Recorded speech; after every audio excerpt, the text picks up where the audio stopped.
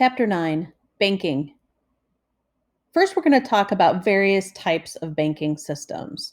So, if there was no banking system, then that would mean the amount of printed cash we would have in the money supply would be finite, meaning that if you decided to spend your money at the grocery store would now have their money, and then they could pay their workers with that. But money is just exchanged from one group to another, and we can't actually create more cash than what was once previously there.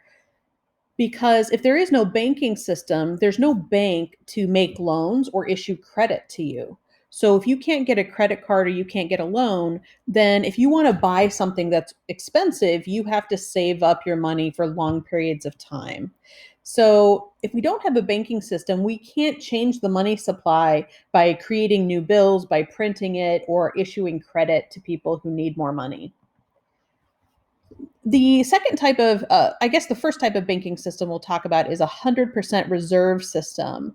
And this is a system in which you deposit your money, and this bank does not loan it out, and this bank does not issue you any credit cards, and they don't offer you any interest on your money.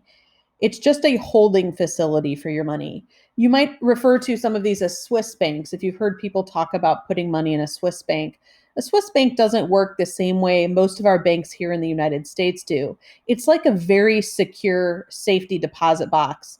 And it doesn't just hold your cash. You can put other valuable things like money or various types of currency or gems and diamonds, or deeds to homes, things that would be worth value to you.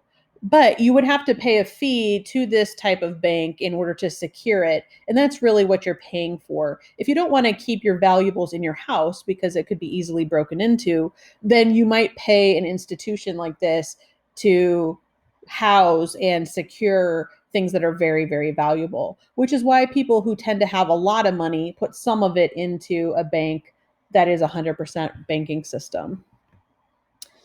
But if you have a 100% reserve banking system, that banking system is not loaning out money and they're not issuing credit cards.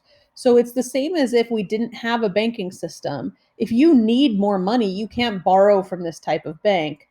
You just have to save up on your own over time, very slowly, for expensive items. In the United States, we have all fractional reserve banks, and these work a little bit differently. In a fractional reserve bank, just like the title suggests, when you put your money into a bank, the bank doesn't keep it. The bank keeps a fraction of your total deposit in cash, and they reserve it, meaning they're not going to loan it out to somebody. They're going to keep it for the rest of the time that you have money in the bank.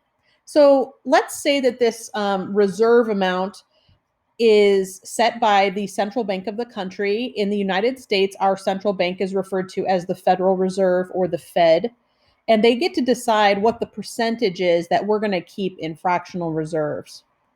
So let's, for example, say that a bank is going to keep 10% in required reserves. Whatever amount you deposit at the bank, 10% is required to be reserved by the federal government and the Fed. Now, the bank, if they want to keep other reserves, they can. Those are referred to as excess reserves. So let's say that you deposit some money at the bank. The bank is required by law to keep some in reserve requirement. That money can never be loaned out.